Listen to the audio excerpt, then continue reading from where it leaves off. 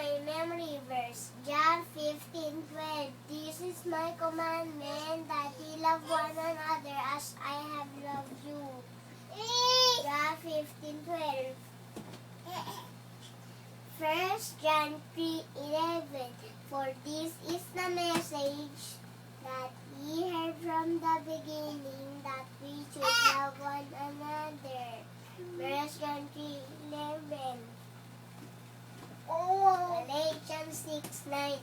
And let us not be weary in well-doing, for in due season we shall reap if we faint not.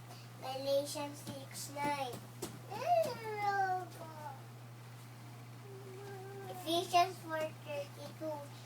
Be kind one to another, tender-hearted, forgiving one another, even as God, for Christ's sake, hath forgiven you. Ephesians 4:32.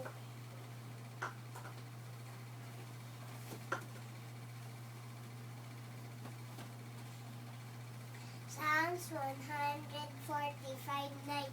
The Lord is good to all, and His tender mercies are over all His works. Psalms 145:9.